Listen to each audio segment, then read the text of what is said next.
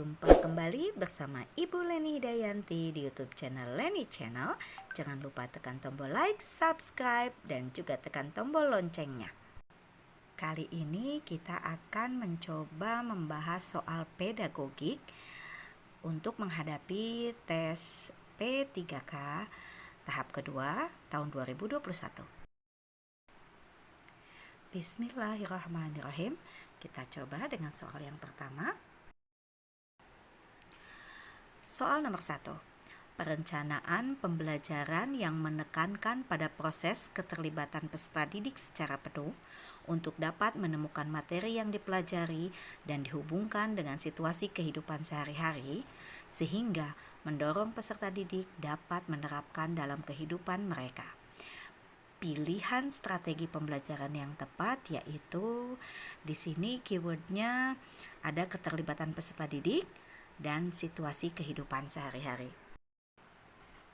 Perlu kita ketahui konsep belajar yang mengaitkan antara materi yang diajarkannya dengan situasi dunia nyata siswa dan mendorong siswa membuat hubungan antara pengetahuan yang dimilikinya dengan penerapannya dalam kehidupan mereka sehari-hari itu merupakan pengertian dari teori kontekstual.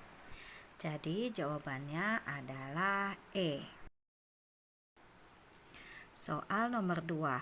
Seorang guru senior mengajar siswanya dengan metode diskusi dan menggunakan media gambar yang sudah berlangsung dari tahun ke tahun.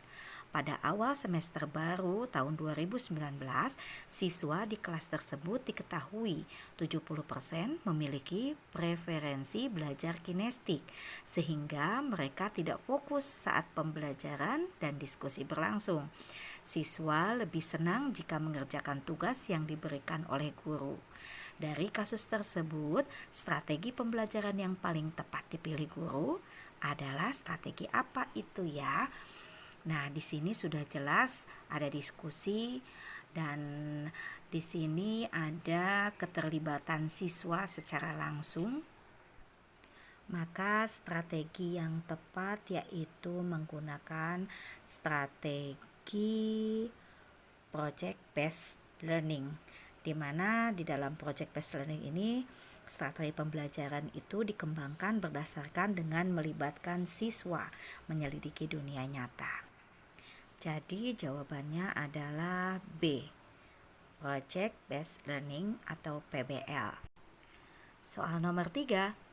Teori ini memandang belajar sebagai hasil dari pembentukan hubungan antara rangsangan dari luar dan balasan dari siswa yang dapat diamati. Semakin sering hubungan antara rangsangan dan balasan terjadi, maka akan semakin kuatlah hubungan keduanya.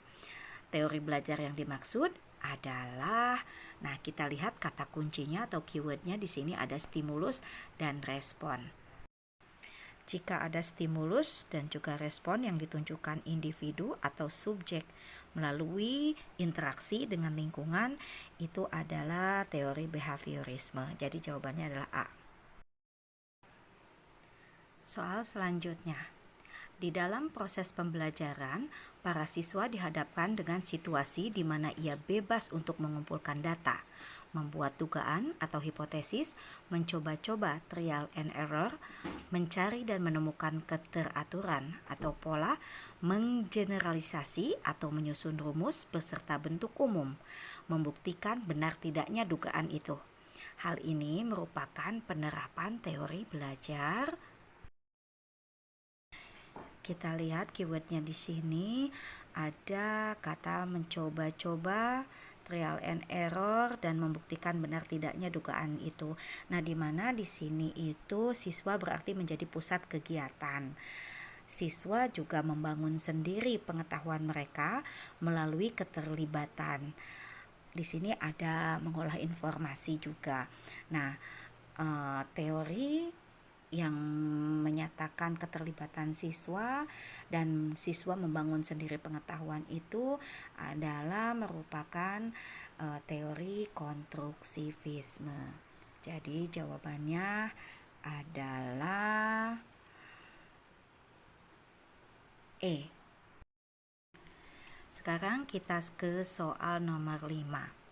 Model pembelajaran yang mempunyai keunggulan antara lain berpikir dan bertindak kreatif, memecahkan masalah yang dihadapi secara realistis, merangsang perkembangan kemajuan berpikir siswa untuk menyelesaikan masalah yang dihadapi dengan tepat adalah, nah di sini ada keywordnya yaitu memecahkan masalah secara realistis dan juga membuat kemajuan berpikir siswa.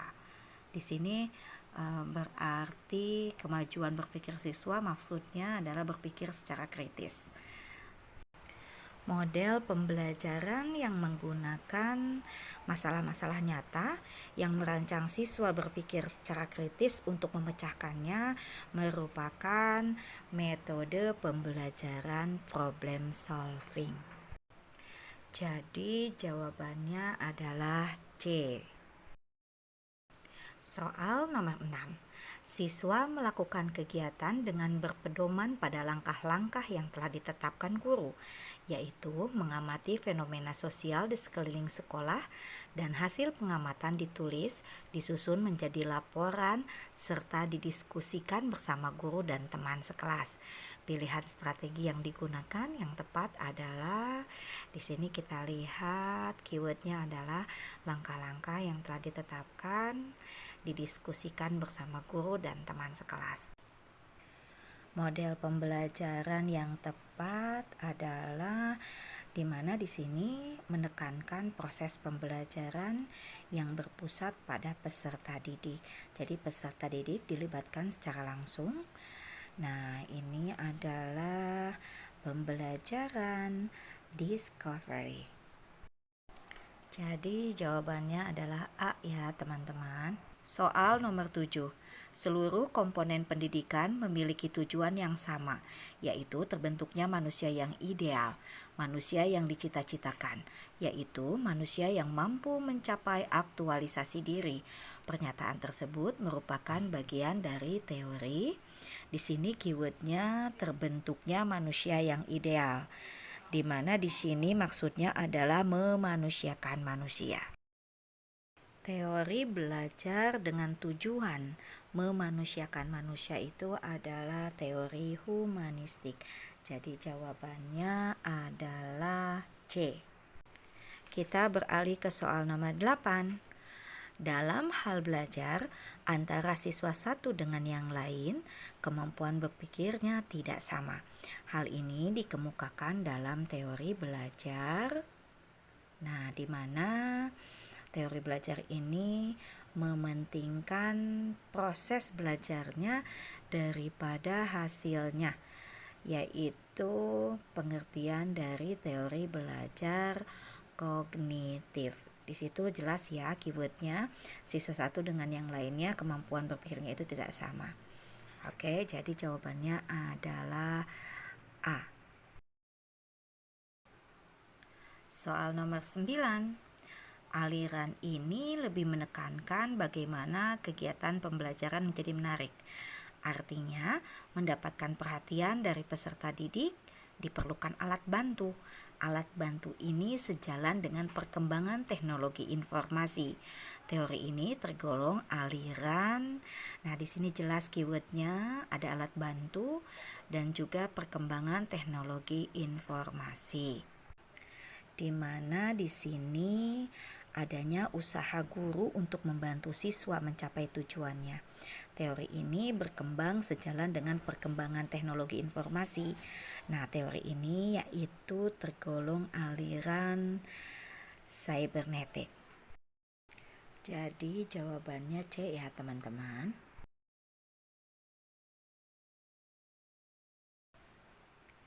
Kita beralih ke soal nomor 10.